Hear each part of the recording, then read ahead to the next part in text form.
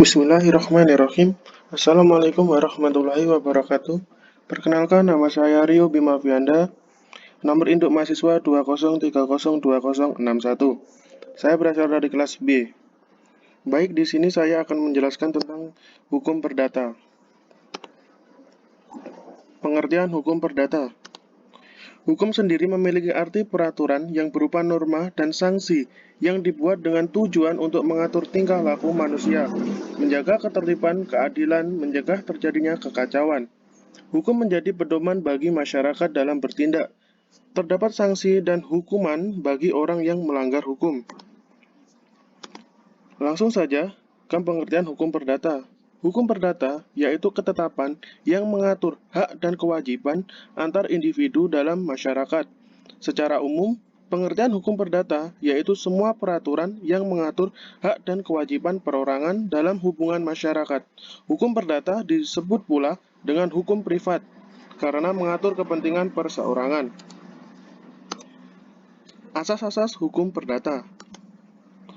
Dalam buku 3 Kitab Undang-Undang Hukum Perdata atau yang bisa disebut dengan KUH Perdata, dikenal 5 macam hukum, yaitu asas kebebasan berkontrak, asas kepastian hukum, asas konsensualisme, asas iktidat baik, dan asas kepribadian. 1. Asas kebebasan berkontrak. Sesuai ketentuan pasal 1338 ayat 1 KUH Perdata, berbunyi, semua perjanjian yang dibuat secara sah berlaku sebagai undang-undang bagi mereka yang dibuat. Serta asas freedom berkontraksi adalah suatu asas yang memberikan kebebasan kepada para pihak untuk A. Membuat atau tidak membuat perjanjian. B. Mengadakan perjanjian dengan siapapun. C. Menentukan isi perjanjian, pelaksanaan, dan persyaratannya. D. Menentukan perjanjian, baik secara tertulis atau lisan. 2. Asas kepastian hukum. Asas kepastian hukum, atau yang lebih dikenal sebagai paskasan, savanda, yang memiliki arti janji harus ditepati. Pada dasar asas ini berkaitan dengan perjanjian atau kontrak yang dilakukan di antara individu. Dapat dikatakan juga bahwa hakim atau pihak ketiga harus menghormati perjanjian yang dibuat oleh para pihak, sebagaimana layaknya sebuah undang-undang. 3. Asas konsensualisme.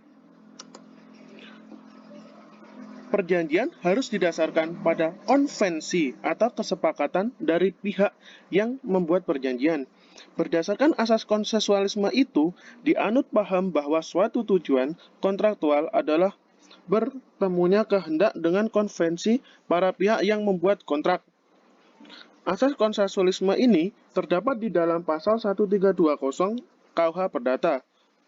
Hukum yang diatur dalam KUH Perdata berasas dari asas ini. 4. Asas iktidat baik. Menurut pasal 1338 ayat 3 KUH Perdata, perjanjian harus dilaksanakan dengan iktidat baik. Iktidat baik disyaratkan dalam hal pelaksanaan dari suatu perjanjian, bukan pada pembuatan, karena unsur iktidat baik dalam hal proses pembuatan suatu perjanjian sudah ada di dalam unsur kasus yang halal pada pasal 1320 KUH Perdata. 5. Asas kepribadian. Asas kepribadian menjelaskan bahwa ruang lingkup berlakunya perjanjian hanya pada pihak-pihak yang membuat perjanjian saja. Pihak di luar perjanjian tidak dapat menuntut suatu hak apapun berdasarkan perjanjian itu.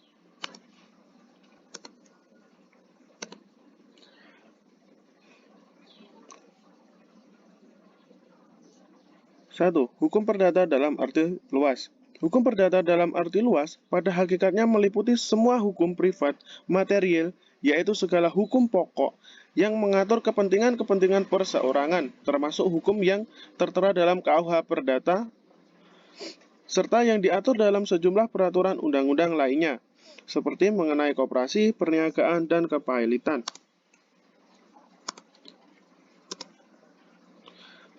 2. Hukum perdata dalam arti sempit. Hukum perdata dalam arti sempit ada kalanya diartikan sebagai lawan dari hukum dagang. Hukum perdata dalam arti sempit ialah hukum perdata sebagaimana terdapat di dalam hukum atau KUH perdata. Jadi, hukum perdata tertulis sebagaimana diatur dalam KUH perdata merupakan hukum perdata dalam arti sempit, sedangkan hukum perdata dalam arti luas termasuk di dalamnya hukum perdata yang terdapat dalam KUH perdata dan hukum dagang yang terdapat dalam KUHD. Hukum perdata juga meliputi hukum acara perdata, yaitu ketentuan-ketentuan yang mengatur tentang cara seseorang mendapatkan keadilan di muka hakim berdasarkan hukum perdata. Baik, itu yang dapat saya sampaikan. Bila ada kekurangan, mohon maaf. Wassalamualaikum warahmatullahi wabarakatuh.